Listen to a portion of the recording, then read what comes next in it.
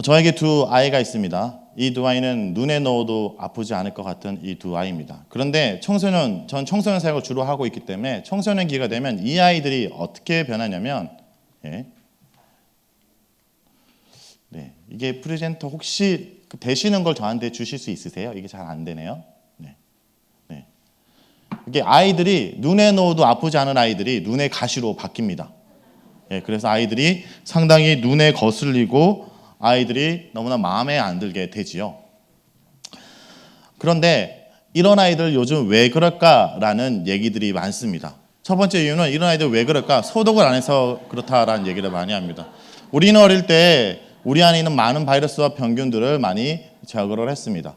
그런데 요즘 애들은 이 소독을 안 해가지고 안에 더러운 병균들이 많아서 그렇다는 학설들이 있습니다. 또 한 가지 얘기는 어떤 게 있냐면요. 교육이 산으로 가서 그렇다라는 얘기를 합니다. 이게 어떤 그림이냐면 아이들이 등산을 하려고 모이는 것이 아니라 아침 조회를 하기 모였는데 산악회가 돼버리고 만 것이죠. 아이들이 얼마 전에 지금 그렇지만 제가 전도사로 섬겼을 때 아이들이 학교에 올 때 노스페이스라는 아웃도어를 입었습니다. 저도 중고등부 수련회 겨울 수련회를 겨울 바다로 갔는데 아이들이 산으로 가는 줄 알았습니다. 다 노스페이스를 입고 왔고요. 대한민국의 우리 업계가 다 이 아이들을 믿고 아웃도어를 만들었다가 지금은 누가 입지요? 예. 우리 어머니 아빠들만 이것을 입고 있고 아이들은 또 이걸 입지도 않습니다. 요즘 애들 왜 그럴까? 교육이 산으로 가르다라고 얘기가 있고요. 또 한 가지는 뭐냐면 제가 안 눌렀는데 자꾸 혹시 프리젠터로 되지 않나요? 제가 프리젠터가 안 되면 제가 되게 곤란한 상황이 있는데요. 네. 혹시 여기서 되는 프리젠터는 있으신가요? 여기도 없고요. 예. 그러면 네. 제가 그림이 너무 많고 자, 다음 넘겨주시고요. 네. 자, 또 어떤 학설이냐 원래 그런 친구들이라는 얘기가 있습니다. 이게 각골 문자인데요. 인류 최초의 가장 기록된 상형 문자라고 하는데 이것을 해석해 보면 이런 뜻입니다. 요즘 아이들을 못 말린다는 뜻입니다. 그 당시부터 요즘 아이들은 늘 못 말리는 아이들이었다라는 것을 얘기를 하고 있습니다. 그리고 이런 아이들에 대해서 넘겨주십시오. 이런 아이들에 대해서 어떤 분들이 이렇게 얘기합니다. 요즘 아이들이 왜 그럴까라는 얘기를 할 때 요즘 아이들의 뇌 구조를 찍어보니까 그 아이들이 뇌가 미친 사람의 뇌와 같다라는 얘기를 합니다. 그런데 이렇게 되면 정말 그 아이들 미친 사람으로 치부하는 것이죠. 그래서 이 아이들의 뇌가 왜 그럴까라고 한번 공부를 해보니까 이 뇌각이 발달되면서 아이들의 뇌가 설명되기 시작합니다. 어떤 거냐면요. 아이들은 기본적으로 뇌간 그리고 번역계 그리고 전두엽 이렇게 넘겨주세요. 이렇게 발달을 하게 됩니다. 뇌간은 뭐냐면 아이들이 태어났을 때 기본적으로 사람으로 살기 위해서 필요한 숨쉬기, 체온 조절, 맥박 조절하는 것이 어릴 때 뇌 부분 중에 가장 밑에 부분이 발달하고 그 다음에 조금 더 크게 되면 아이들이 감족, 기억, 성욕, 그 다음에 식욕 이런 것들이 왕성해지는 뇌가 활성화되는데 이게 사춘기 시기라는 거죠. 이때는 그래서 아이들이 계속 먹습니다. 얘들이 배가 고픈 것이 아니라 계속 먹게 되어 있습니다. 자기 본능에 충실한 거고 그리고 감정도 아주 감정의 기복이 심하죠. 그런데 이때 왜 이러냐? 그들의 전두엽이 아직 발달되지 않았기 때문입니다. 전두엽은 이런 감정 조절과 기획과 우선순위를 조절하기 때문에 내 감정이 그거로 치달으면 어떻게 될 건가를 미리 예상하게 되는데 그것들이 되어 있지 않기 때문에 극단적으로 행동합니다. 그렇지만 극단적으로 행동함으로 말미암아 내 감정이 어느 선까지인지 내가 어느 정도까지 먹어야 되는지 내가 어떻게 이 본능을 이 욕구를 통제해야 되는지를 알게 되는 것이죠. 그리고 신체 면에서 이렇다면 이런 대화들이 오고 갑니다. 1층에 있는 10대가 2층에 있는 어른들에게 뭐라고 얘기하냐면 이렇게 얘기합니다. 이성적으로 논리적으로 말하지 않는 어른들과 말이 통하지 않아. 즉 아이들은 그 감정에 충실한데 어른들은 이 감정을 컨트롤하는 것을 알기 때문에 이 대화가 되지 않아서 아이들은 엄마한테 이렇게 얘기해요. 내 마음을 몰라라는 얘기를 하게 되고요. 그리고 2층에 있는 어른들은 1층에 있는 10대에게 뭐냐면 너 왜 그러니? 도대체 왜 그러니? 라고 얘기를 하죠. 그런데 이런 아이들은 왜 그런가? 쉽게 얘기하면 자신의 감정의 주체, 자신의 감정의 주인이 되기 위해서 노력하는 겁니다. 반대로 영적인 측면에서는 어떤 거냐? 영적인 면에서 보면요. 이때는 신앙의 패러다임 시프트가 일어납니다. 뭐냐면 내가 믿는 하나님, 목사님의, 선생님의, 교사의, 부모님의 하나님이 아니라 내가 믿는 하나님으로 되는 시기이기 때문에 근본적인 질문을 던지는 겁니다. 그리고 이 시기는 이런 질문을 던지기 때문에 이 시기의 큐티는, 사춘기의 큐티 말씀의 역할은 하나님을 발견하고 나를 발견하고 그런 과정이 되죠. 결국 직면하게 되는 것이죠. 하나님을 발견함으로 나를 발견하는 것. 그래서 매일 성경의 책에서는 기본적으로 성경을 읽은 다음에 하나님이 어떤 분입니까? 내게 주시는 교훈이 무엇입니까?를 이루도록 진행을 하고 있습니다. 이렇게 아이들이 이 시기에 감정의 주체가 되고 자기 신앙의 주체가 되기 위해서 근본적인 질문들을 하는 것이죠. 그래서 사춘기의 부모님들이 혼란스러운 경우들이 있습니다. 얘가 주일학교를 아주 우습게가 아니라 우수하게 졸업했음에도 불구하고 중학생이 되면 이상한 질문들을 하는 겁니다. 하나님 과연 살아계셔?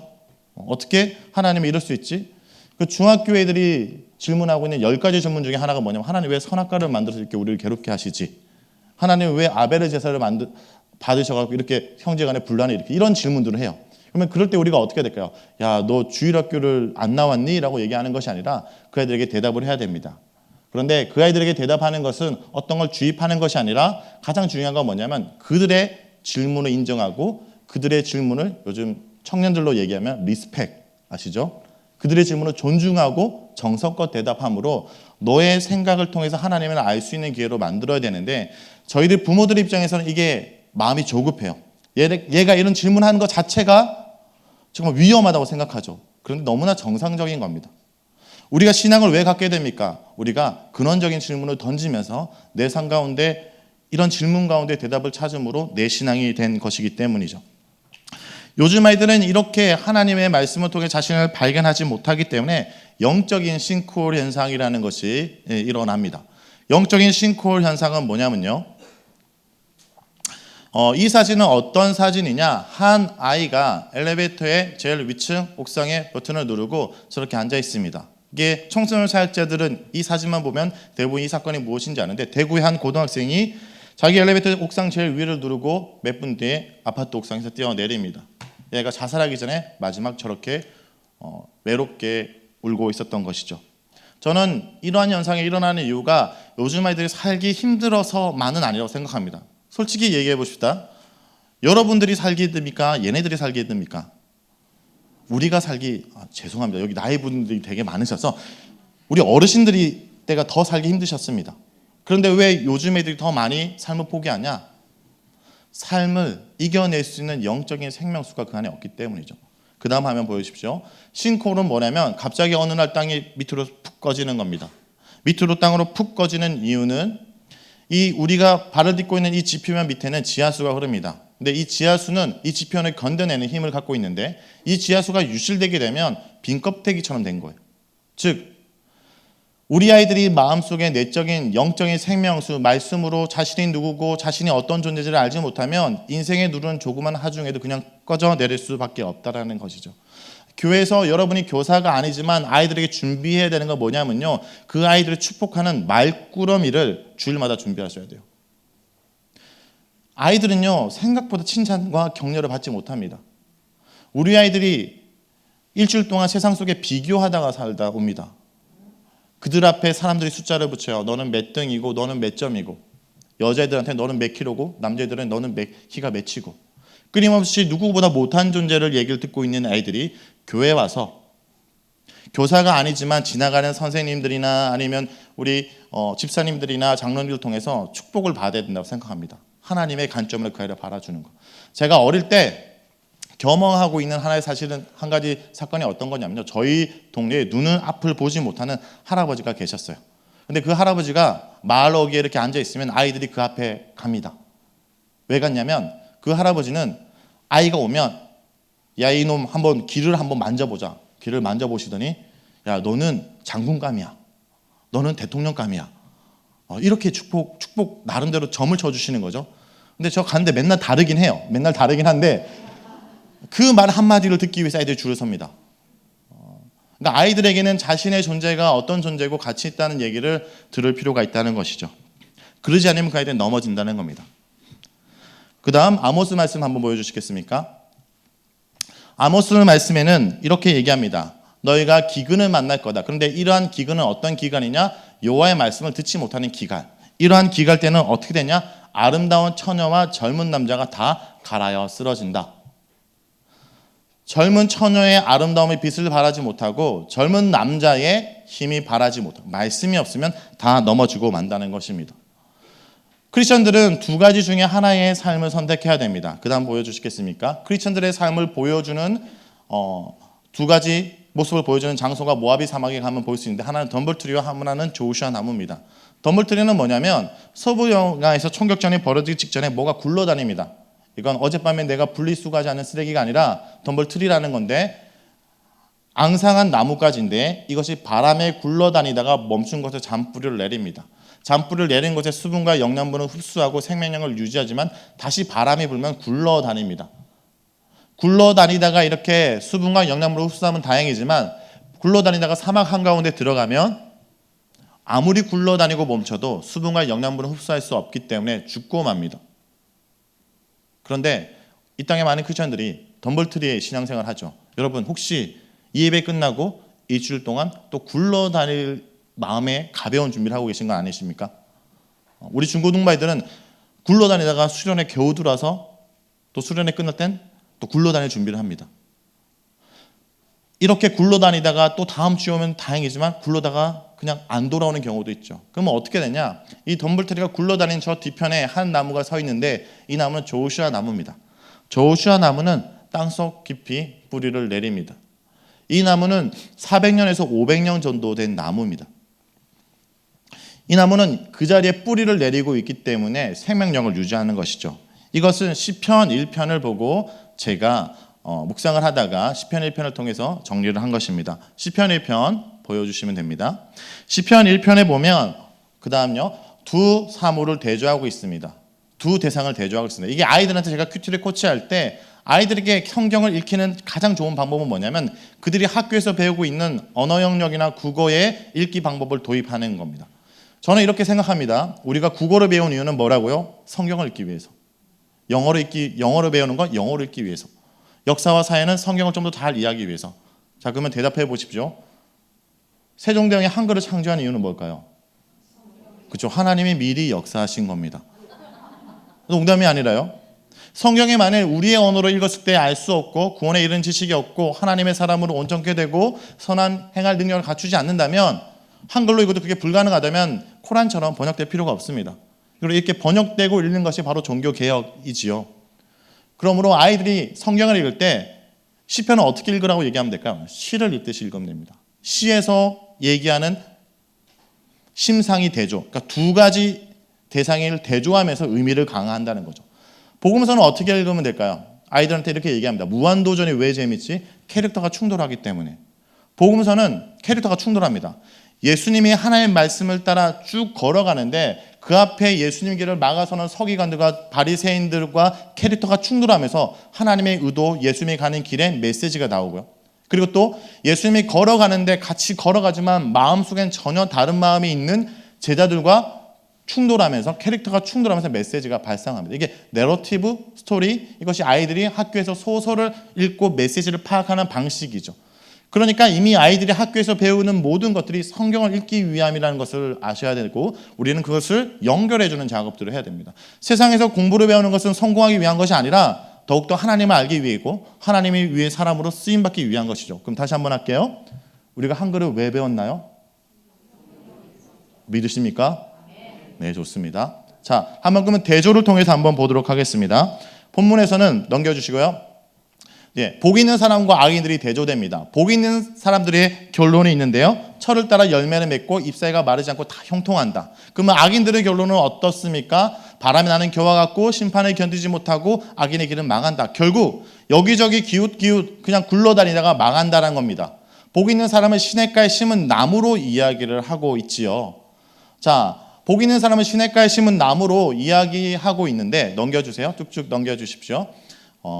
그가 그렇게 된 이유에 대해서 복 있는 사람들이 이런 것들을 안 하기 때문이라고 얘기합니다. 뭘 안 합니까? 악인의 꾀를 따르지 않고 죄인들의 길에 서지 않고 오만한 자들의 자리에 앉지 않기 때문에 이와 같다라고 하죠. 그런데 한 가지 질문은 뭐냐면, 내가 오늘 하루를 살아갈 때 무엇을 해야 되고 무엇을 하지 말아야 될 것을 어떻게 합니까?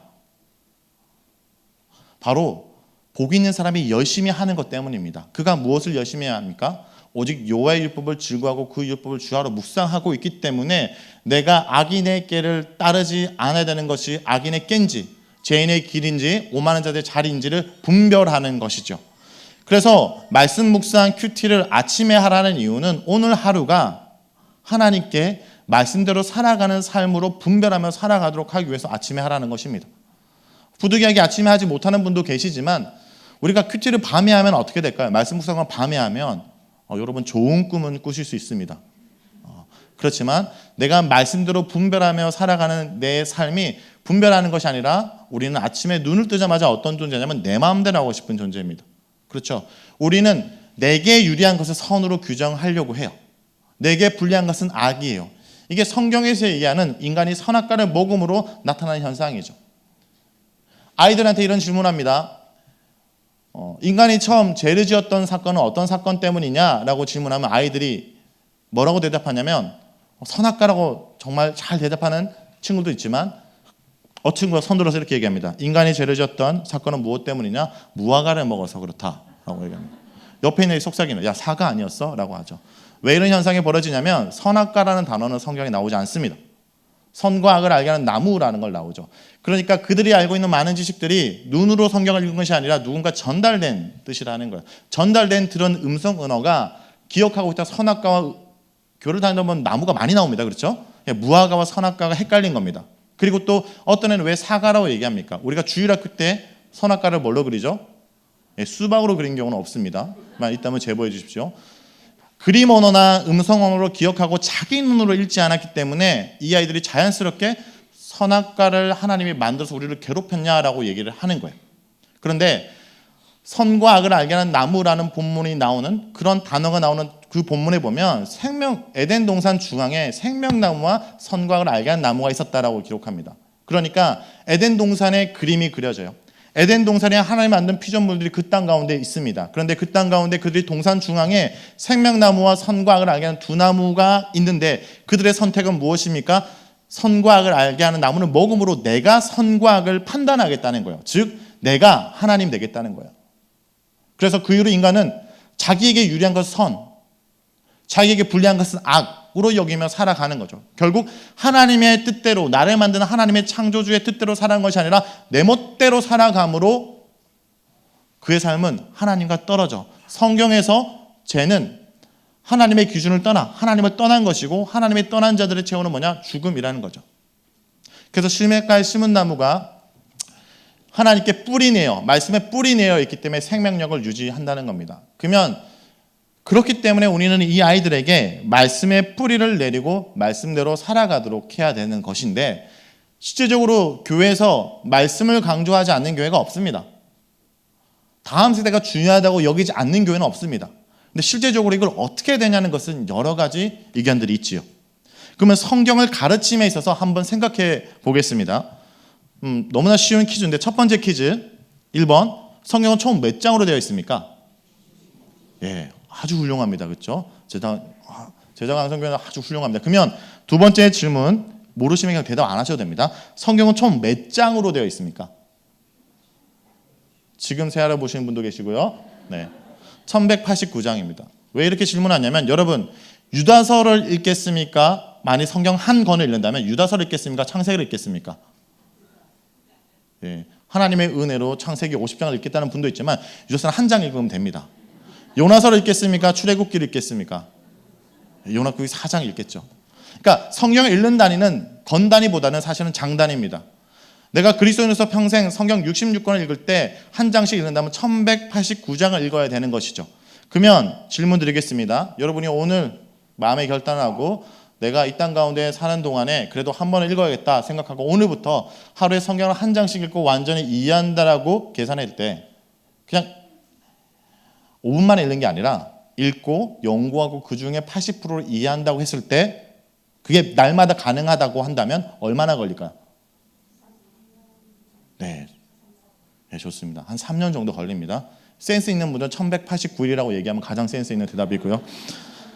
그런데 이게 불가능하죠. 쉽지 않습니다. 그래서 어떻게 하냐? 일주일 동안 성경을 한 장 읽고 그것을 완전히 소화한다라고 가정을 하는 거예요. 이건 좀 해볼 만하지 않습니까? 그러면 일주일 동안 성경 한 장씩 읽고 완전히 이해한다면 얼마나 걸리겠습니까? 한 20년이 걸립니다. 20년. 이게 사실은 나름대로 기존의 교회 교육이 시도했던 겁니다. 아이들이 태어나서부터 20살 때까지 주일학교를 통해서 무언가 가르치고 차근차근 가르쳐서 교과과정 그 커리큘럼을 통해서 어떤 인물을 만들겠다고 했지만 저는 아직까지 제가 주일학교 사역을 10년, 15년 정도 하지만 이렇게 만들어진 인물을 보지 못했습니다. 그래서 어떻게 되냐? 아이들은 어떤 커리큘럼을 차근차근 올려가는 것이 아니라 평생 말씀 66권에 젖어들도록 해야 됩니다. 그래서 매일 성경에서 고민하다가 저희들이 생각한 것이 이것입니다. 6년마다 66권을 묵상할 수 있도록 저희들이 기획했습니다. 그러니까 초등학교 1학년 애들이 초등학교 6학년 되면 성경 66권 한번 묵상하게 됩니다. 그리고 중학교 1학년 애들이 고등학생이 되면 66권을 묵상하게 되죠. 그런데 묵상하는 그날 어른부터 해서 대학생, 청소년, 중고등부, 그 다음에 심지어 QTI는 어린 미취학입니다. 이때까지 같은 날 같은 본문을 읽습니다. 왜 이것이 중요하냐면 여러분 우리 청소년 아이들과 어른들이 삶을 공유하지 않는 거 아십니까? 부모는 이 아이들을 위해서 힘들게 일하고 수고하는데 그들과 삶을 공유하는 것이 전혀 없습니다. 심지어 밥도 같이 먹지 않습니다. 그러면 말씀을 공유하고 말씀의 그 테두리 속에 살아가도록 하는 것이 중요해요. 영적인 분위기 속에. 이것을 어떤 느낌으로 얘기하냐면 여러분 어느 날 저희 아내가 저한테 이렇게 얘기했습니다. 드라마를 열심히 보다가 저한테 여보 군복을 한번 입어봐. 태양의 후예를 보더니 나도 송중기처럼 그리고 아주 실망했죠. 이렇게 드라마가 하나 유행하면 그 드라마에 나오는 키워드 하나로 모두가 공감을 다 합니다. 그러니까 그 드라마가 그 사람의 삶의 스토리에 흘러가고 있기 때문에 예를 들어 매일 성경을 묵상하는 지금 사람들은 얼마 전에 미가서를 저희들이 묵상했고 지금은 하박국을 묵상합니다.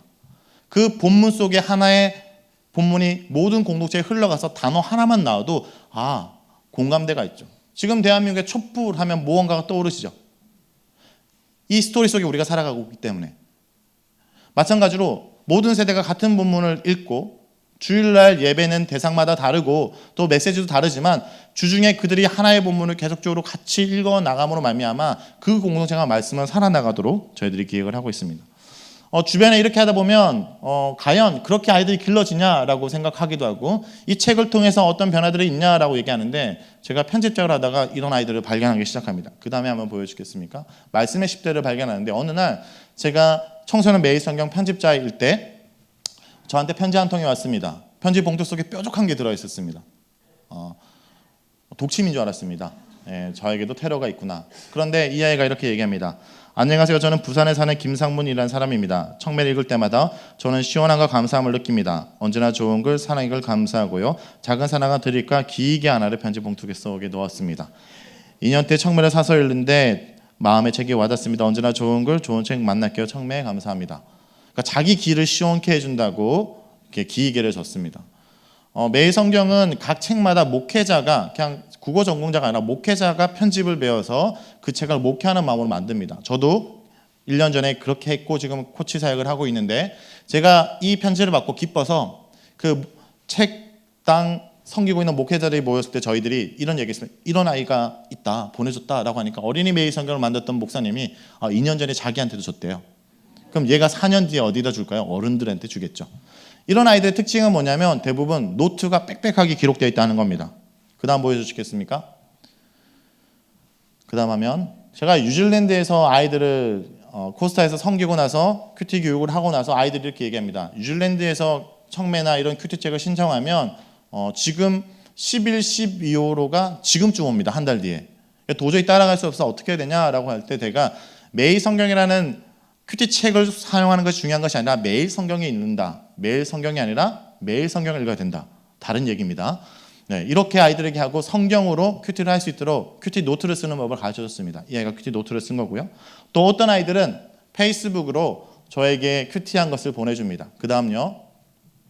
그리고 또 이렇게 스스로 지가 한 것을 보내주다가 그 다음 넘겨주세요. 이렇게 얘기합니다. 버스에서 폰으로 생각하면서 기록하다 눈물 날 뻔했어요. 말씀 없이 살면 삶이 진짜 허무할 것 같아요. 여러분 이걸 이 아이가 이 당시에 느꼈으면 된 거예요. 그러니까 말씀의 맛을 본 겁니다. 큐티 사역을 하라고 할 때 많은 사람들이 실수하는 건 뭐냐면 큐티텍 주고 야 이번 주 몇 번 했어? 3번 했어? 2번 했어? 4번 했어? 이러면 아무것도 일어나지 않습니다.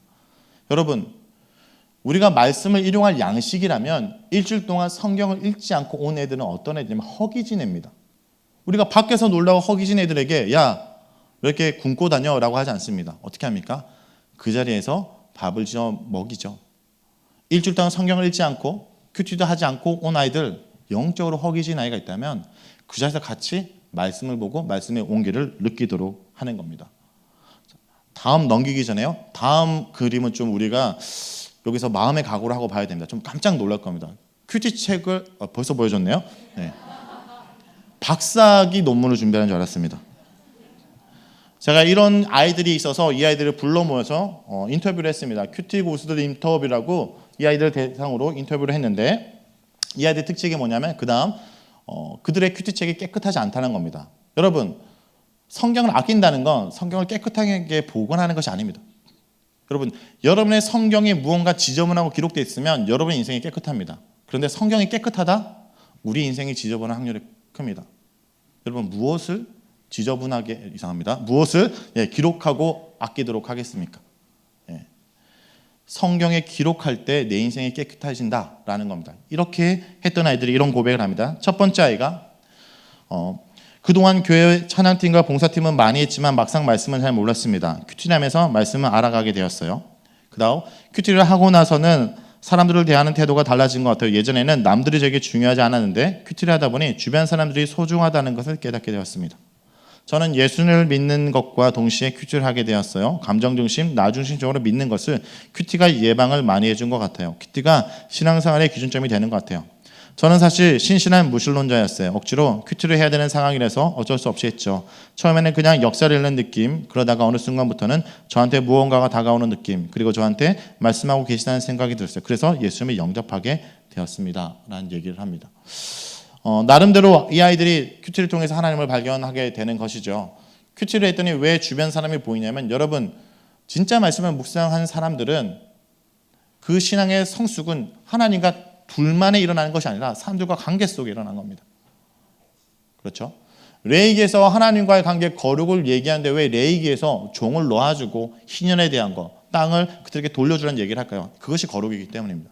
하나님과 관계가 온전히 섬으로 말미암아 사람들과 관계 속에 온전히 설 수밖에 없는 것으로 확장되는 것이고 말씀을 아이들과 같이 묵상하다 보니까 내가 나만 알아서는 안 되고 하나님과의 내 관계에 바로 서기 위해서 다른 사람과의 관계도 회복되어야 되는 것을 알게 되는 것이죠. 말씀의 열매를 맺으려 하기 전에 말씀의 토양을 잘 가꿔야 됩니다. 이게 무슨 얘기냐면요. 우리에게 준 이 아이가 땅이라고 생각하고 우리는 그것을 경작하는 농부라고 생각해 보겠습니다. 그런데 농부에게는요 3종류의 농부가 있습니다. 하농, 중농, 상농. 하농은 어떤 농부냐? 게을러서 잡초만 무석한 하농 작초. 중농은 곡식에 집착하는 농부입니다. 수학에. 그래서 열심히는 하지만 너무 곡식에 매달려 생각하고 있는 중농 작곡. 상농은 정말 뛰어난 농부는 작토를 한다는 겁니다. 이 상농 작토의 모델은 뭐냐면 일본에 가면 기적의 사과라고 영화로 나왔는데 이 농부입니다. 주변에 가수원에 있는 많은 사람들이 그의 수확량에 매달릴 때 이 농부는 몇 년 동안 땅을 그대로 놔두고 회복하도록 지력을 회복하도록 합니다. 그래서 나왔던 사과가 이 기적의 사과인데 이 기적의 사과 특징은 뭐냐면요. 시간이 지나도 썩지 않는 거예요. 왜냐? 살아있는 땅에서 나오는 살아있는 생명력을 가진 아이들이기 때문에 썩지 않는 것입니다. 제가 중고등부 사역을 하면서 이 부분을 보면서 너무나 제 스스로의 사역을 반성하게 됐습니다. 저도 중고등부 사역을 통해서 5명 되는 아이들이 70명, 60명대까지 부흥을 해봤습니다. 근데 그때는 총각대였기 때문에 이 아이들과 부흥하기 위해서 얘네들과 같이 자기도 하고 교회에 늦는 애들은 저희 집에 전날 라면 끓여서 같이 자면서까지 데리고 오기도 했는데 문제는 시간이 지난 다음에 이 아이들이 대학생이 되고 직장에 갔을 때 다 신앙에 떠나게 됩니다. 제가 왜 이런 일을 경험하게 됐냐면 결국 제가 울타리 치는 사역을 했고 말씀에 뿌리를 내는 것이 아니라 그냥 내가 만들어진 교회라는 환경 속에 잘 뛰어놀도록 했을 때 이 환경 속에 아니라 다른 환경 속에 갔을 때 아이들이 신앙을 저버린다는 것이죠. 아이들이 제자강성교회에서 무엇을 해야 되냐? 이 시기 동안 말씀에 뿌리 내려서 그가 어디 있든지 하나님이 보내신 그 자리에 말씀에 뿌리 내리고 열매를 맺는 아이들로 우리가 만들어야 됩니다. 또 우리는 말씀의 토양을 만들 뿐만 아니라 말씀의 생태계를 조성해야 됩니다. 여러분, 한 아이를 키우려면 온 마을이 필요한 거 아시죠? 아까 얘기했지 않습니까? 어떤 교회가 교회에 들어왔을 때 그 아이를 만나고 그 아이를 가르치는 건 교사뿐만 아니라 이 교회 공동체 모두입니다. 내가 교사가 비록 아니지만 아이들이 왔을 때 그들에 대해서 격려해주고 그들에게 내가 준비했던 축복의 말구름이로 그들을 격려해주는 것. 저는 교회라는 곳이 사춘기 때 선생님이 주일날 밥을 떠주는 그 손길 때문에 교회가 나에게 관심이 많구나라고 생각했습니다. 왜냐하면 제가 가면 밥을 꼭 그 권사님이 2번 떠줬습니다. 너는 많이 먹어야지. 나를 알아주는 분. 이렇게 작은 하나가 나에 대한 집중과 나에 대한 사랑의 표현인 것이죠. 그런데 이렇게 말씀의 생태계, 말씀을 이루어 사는 것이 왜 중요하냐면 하나님께서 이스라엘 백성들을 가나안 땅에 세우신 이유입니다. 신명기 6장 1절부터 9절 보면 그들에게 땅을 준다고 얘기합니다. 너희가 젖과 꿀이 흐르는 땅으로 가겠다는데 그 다음 그 땅 가운데 너희들이 해야 되는 것이 뭐냐면 가장 중요한 건 뭐냐면 너는 마음을 다하고 뜻을 다하고 내 하나님을 사랑하는 것이라고 얘기합니다. 그런데 하나님을 사랑하는 것은 막연해요. 근데 어떻게 하나님을 사랑하지 않냐? 말씀을 마음에 새기고 자녀들에게 부지런히 가르치고 말씀을 강론하라. 또 그 말씀을 내 손목에 메고 내 미간에 붙이고 내 집 문서주와 바깥문에 기록하라. 첫 번째 녹색 부분을 보면 이 뜻은 이런 뜻입니다. 나로부터 자손들에게 말씀을 전하고 흘러가도록 하라는 뜻이고 또 파란색 부분은 좀 잘 생각하셔야 됩니다. 이건 뭐냐면 말씀이 다음 세대뿐만 아니라 내 주변으로 확산을 얘기합니다. 말씀을 손목에 맨다는 건 뭐니까 내가 그 말씀에 메인 바 말씀의 울타리 속에 살아가겠다고 내 스스로 다짐한다는 행위라면 미간을 왜 붙입니까? 누군가에게 보여주기, 말씀의 사람인 것을 보여주기 위해서. 그 집 문설주는 뭐냐면 이 가정이 말씀의 울타리 속에 살아가는 걸 보여주기 위해서. 그리고 중요한 건 뭐냐면 바깥문입니다. 이 바깥문은 성문입니다.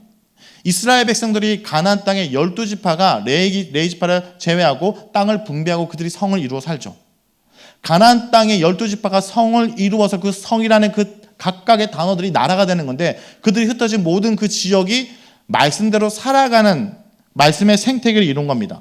보여주시겠습니까? 하나님께서 저 땅 가운데 나라를 세우신 것은 하나님 말씀대로 사는 나라, 하나님을 보여주는 나라, 그래서 이것이 제사장 나라, 이방 민족을 하나님께 인도하는 제사장 나라는 겁니다. 그런데 그 다음요, 이렇게 하나님의 의도대로 말씀의 생태계를 이루어서 하나님을 증거한 사례가 있냐고 질문했는데 벌써 룻기가 나왔습니다.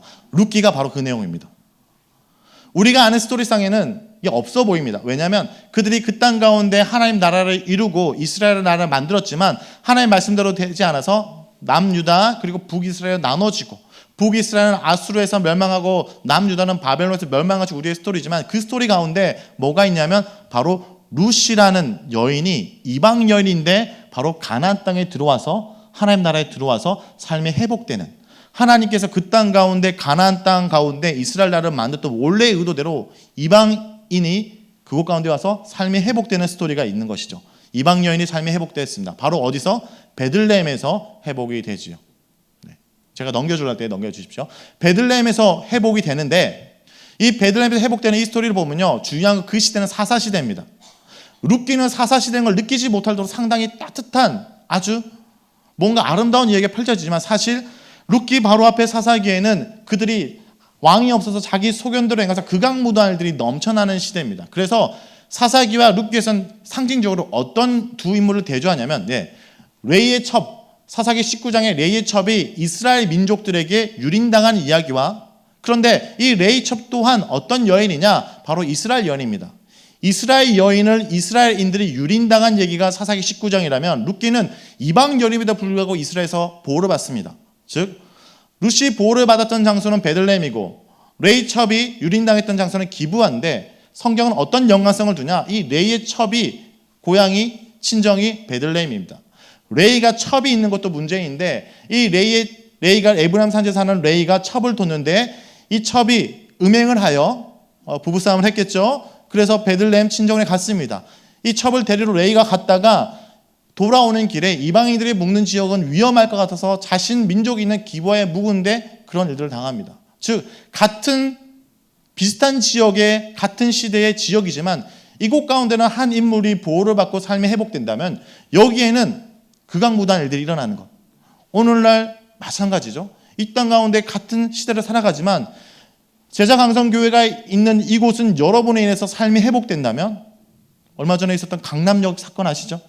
그런 지역에서는 사람들이 삶이 보장받지 못하고 극악무도한 일들이 여전히 일어나는 것. 여러분, 그 땅이 중요한 것이 아닙니다. 그 땅에 어떤 사람들이 모여서 어떤 생태계를 이루냐가 중요하다는 겁니다. 저는 제자강성교회를 통해서 이 지역에 말씀의 생태가 일어나고 여러분을 통해서 하나님의 사람들이 돌아오기를 간절히 축원합니다. 그 다음 하면요, 이 베들레헴을 한번 보겠습니다. 이것이 일어났던 베들레헴에 있는 장소는 어떤 장소로 이어집니까? 신약에서 바로 예수님이 나시는 장소로 이어지죠. 미가서 5장 이전에서는 예수님이 나는 것들을 예언할 때 베들레헴아 에브라다야 너는 유다 족속 쪽에 작을지라도 이스라엘 다스린 자가 내게서 내게로 나올 것이라 그의 근본은 상고에 영원히 있다라는 얘기를 합니다. 이 어떤 본문의 맥락이냐면 이스라엘의 종교 정치 지도자들이 그들의 백성의 살을 발라먹고 심지어 미가서에는 이런 표현까지 옵니다. 오늘날 현실과도 상당히 맞는 표현인데 야곱의 두령들 족속들의 야곱 족속의 그들의 우두머리와 이스라엘 우두머리들이 어떻게 하냐? 이스라엘 백성들 그 하나님의 백성들의 가죽을 벗겨서 그들을 가마솥에 삶아 먹는다는 표현이죠. 마치 가축. 오늘날 거친 표현이지만 백성들을 개돼지로 여기는 것처럼 그 당시에 그 종교 정치 지도자들이 그렇게 함으로 너네들이 있는 그 집안에서 다음 시대에 대안이 나오는 것이 아니라 바로 저 시골이지만 저 베들레헴의 말씀대로 사는 지역에서 이 시대에 대안이 나올 거라는 것을 얘기합니다. 여러분, 한국교회로 회복할 다음 세대는 비선 실세의 집안에 나오는 것이 아닙니다. 바로 말씀의 생태를 이루고 말씀대로 살아가는 그 공동체 가운데 제자 강성교회를 통해서 하나님이 이 시대에 새로운 지도자를 세우실 것입니다. 그러면 이것이 그들이 살았던 이 베들레헴에 어떤 특별한 일들을 했냐? 이 룻기의 인물들이 어떤 특별한 했냐? 첫 번째, 룻은요 이삭을 주는 생계 수단을 선택합니다. 이게 뭐가 그렇게 중요하냐라고 생각하지만 하나님께서 가나안 땅에 그들이 들어갔을 때 그 땅 가운데 남자들의 숫자대로 남자들에게 땅을 분배합니다.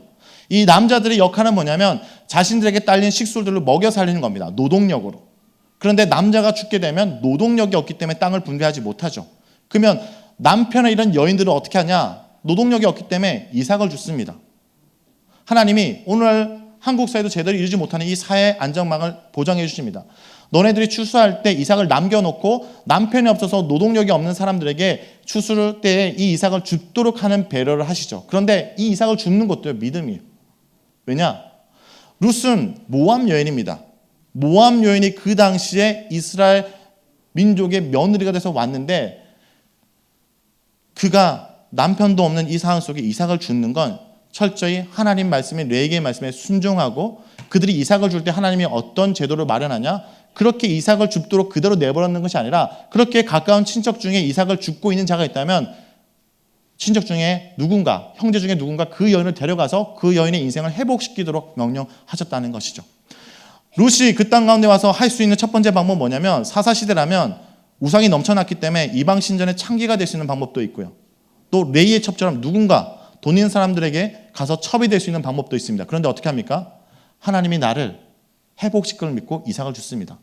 이삭을 주는 거 그냥 먹고 살기 위해서 주었다고 보지만 철저히 하나님 말씀에 순종하는 행동이라는 겁니다. 생계의 수단에도 말씀을 선택해서 했고 나오미는 어떻게 합니까? 자기 며느리가 지금 남편이 없습니다. 자기 아들이 죽었습니다. 돈 있는 레위의 첩처럼 누군가 돈 있는 사람, 젊은 사람에게 자기 며느리를 주고 자기 며느리를 팔아서 팔자를 고칠 수 있습니다. 그런데 어떻게 합니까? 기업을 부르는 그 제도 속에 자기 며느리 인생을 회복시킬 사람을 찾습니다. 그리고 보아스는 어떻게 합니까?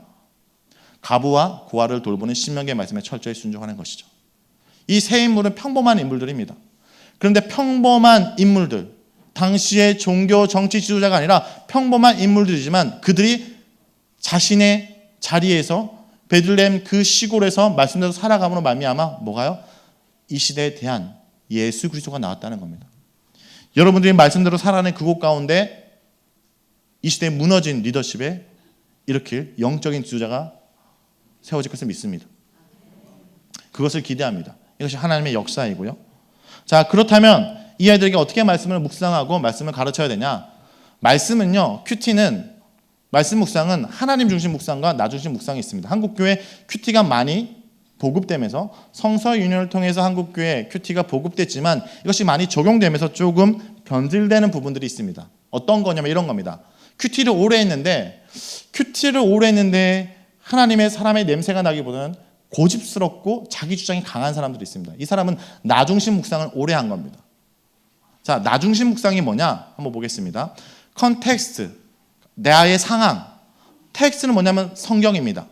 그런데 대부분 사람들은 성경 읽을 때 뭘 많이 생각하냐면 지금 내가 이런 처한 상황에 대해서 많이 생각합니다.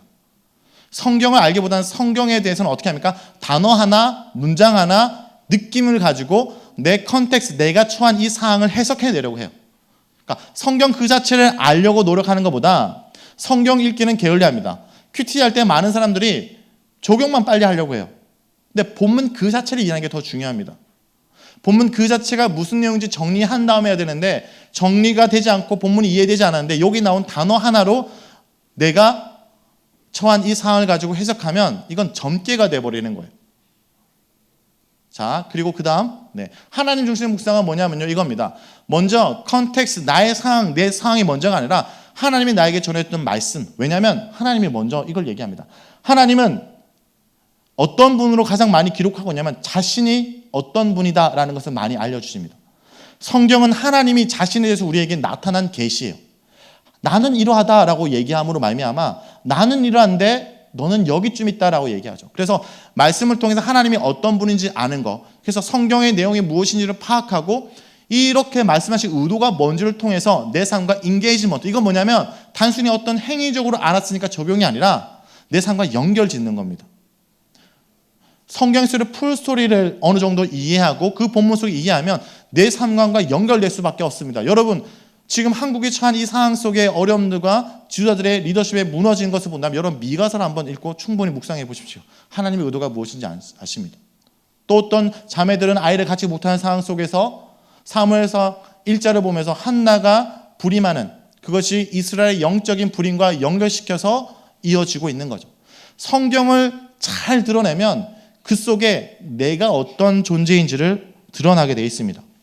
그래서 성경을 묵상할 때 어떤 질문을 던져야 되냐면 하나님이 어떤 분입니까? 내게 주시는 교훈이 무엇입니까? 그러니까 내게 유익이 무엇입니까가 먼저가 아니라 하나님이 어떤 분인지 알면 자연스럽게 내가 어떤 존재인지를 안다는 거예요. 이 두 가지의 가정이 하나님의 사람들을 바꿔갔습니다. 첫 번째는 누구냐면 사도 바울입니다.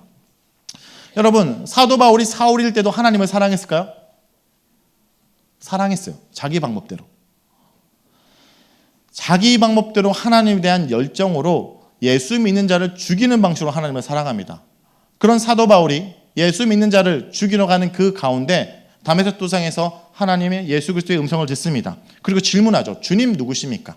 이게 하나님 어떤 분입니까? 라는 질문입니다. 묵상을 하실 때, 큐티를 하실 때 나는 큐티책이 없어도 괜찮습니다. 성경을 펴고 일정한 단락을 읽을 때 본문을 이해한 다음에 어떤 질문을 가지고 다시 한번 생각하면 되냐면 이 본문 속에 하나님은 어떤 분입니까? 구약을 읽을 땐 이렇게 던지시고 신약을 읽을 땐 이 본문 속에 드러난 예수님은 어떤 분이신가?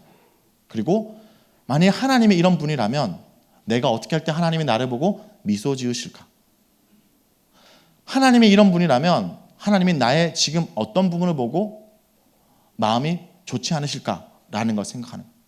큐티는 숙제가 아니라 교제. 큐티는 점치는 것이 아니라 말씀에 물드는 것. 큐티는 퀵타임, 빨리 끝내는 것이 아니라 캐스타임, 하나님께서 질문하는 것입니다. 하나님을 알아가는 것이죠. 그래서 사도 바울이 주님 누구십니까? 라는 질문을 던집니다. 그때 나는 내가 박해한 나사는 예수라 라고 합니다. 그리고 또 이렇게 얘기하죠. 그렇다면 내가 무엇을 하리까? 라고 할 때 하나님께서 그에게 그가 해야 될 일들을 전해줍니다. 그래서 사도 바울이 어떻게 변하냐? 하나님을 자기 마음대로 사랑해서 사람들을 죽이는 사람에서 말씀을 통해서 하나님을 온전히 알므로 하나님을 깨닫고 하나님의 사람들을 살려내는 일들을 하게 됩니다. 모세도 마찬가지입니다. 모세도 그가 나름대로 자기 민족에 대한 사랑이 애끓었습니다. 그래서 자기 민족을 괴롭히는 이집트 병사를 죽입니다. 네, 하나님은 침묵하는 것 같았어요. 그런데 그가 자기 마음대로 행했다가 어떻게 됩니까? 도망자가 되고 살인자가 되고 강야에서 인생이 끝나는 그 찰나에 하나님이 그에게 먼저 다가와서 뭐라고 얘기했을까요? 먼저 하나님이 이렇게 얘기했어요. 나는 뭐뭐다라는 얘기를 합니다.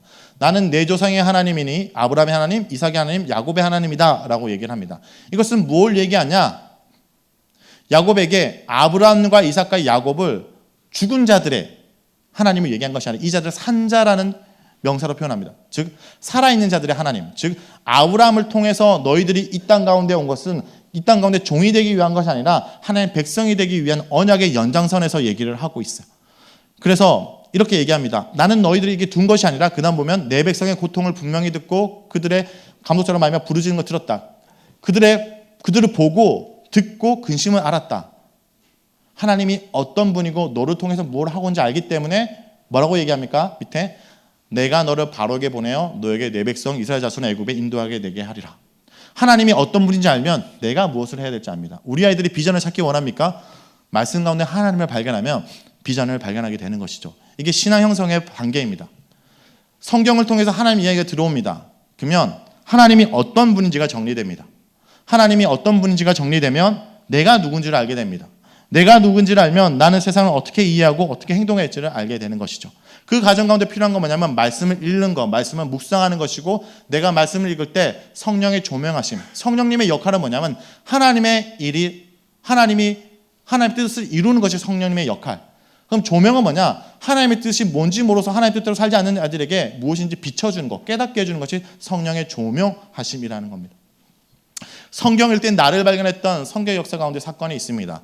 탄자니아 한 선교사님이 어떤 여인에게 복음을 증거합니다. 그 여인이 복음을 듣고 그때부터 어딜 가든지 성경책을 들고 다니는 거예요. 사람들이 얘기합니다. 세상에 많은 책들이 있는데 왜 성경책을 이렇게 들고 다닙니까? 라고 얘기하자 이 여인이 무릎을 꿇고 성경책을 위로 들면서 이렇게 얘기합니다. 세상에 많은 책들이 있지만 그 책들은 내가 읽지만 성경은 나를 누군지 읽어준다. 하나님에서 내가 읽히는 가정이라는 겁니다. 또 하나님에서 내가 읽혀서 바뀐 선교 역사 가운데 스토리가 있습니다. 중동의 한 남성이 창세기 1장을 선교사님과 묵상한 다음에 선교사님이 물어봅니다. 창세기 1장을 읽으셨죠? 그러면 이 말씀을 읽고 어떤 결단을 하겠습니까? 라고 하자 이분이 우리 집 당나귀를 다시는 때리지 않겠다고 얘기합니다. 하나님이 창조했다는 것을 듣고 그렇게 얘기했죠. 그때 선교사님이 이렇게 얘기합니다. 그렇다면 당신 집에 있는 아내와 아이들은 어떻게 하겠습니까? 라고 질문하죠. 이 사람은 깜짝 놀랐어요. 자신이 죄를 짓고 있다고 생각하지 않았습니다. 내 앞집 옆집 모두 집에서 술 먹고 와가지고 애들 때리고 있는데 뭐 이것은 우리의 문화고 당연한 거라고 생각하다가 말씀을 통해서 하나님이 세상을 만들었고 생명을 창조하셨다는 것을 통해서 당나귀가 소중함을 알고 당나귀가 소중하다면 우리 집에 있는 아내와 아이들 하나님의 작품이라는 걸 알고 돌아가서 다시는 아내와 아이들 때리지 않고 누구까지 안 때렸겠습니까? 당나귀까지 때리지 않아서 그 집이 구원을 받았다는 성경 역사에는 기록되는 스토리입니다.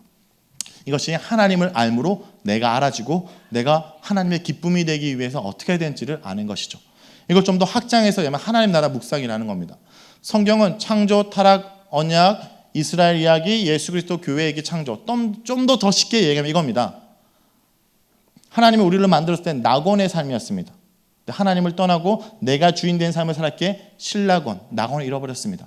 근데 예수 그리스도 통해서 다시 낙원으로 돌아가는 거.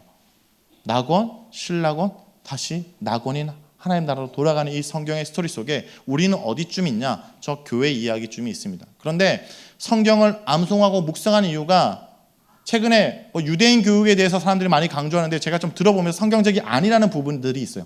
성경을 많이 암송하는 건 좋은데 결론적으로 목적은 뭐냐면 성경을 많이 암송해서 유대인들처럼 하버드 대학 가고 잘나는 인물들을 만들자면 그건 뭐냐면 이런 겁니다.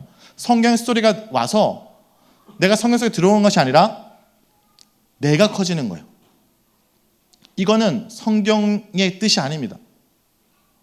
성경이 말씀이 내 안에 들어서 내가 거대한 스토리가 되고 내가 큰 인물이 되는 것이 성경을 묵상하고 암송하고 우리가 하나님의 말씀을 보는 이유가 아니라 정반대입니다. 성경 속에 들어가는 것, 말씀 속에 들어가서 말씀을 살아내는 것.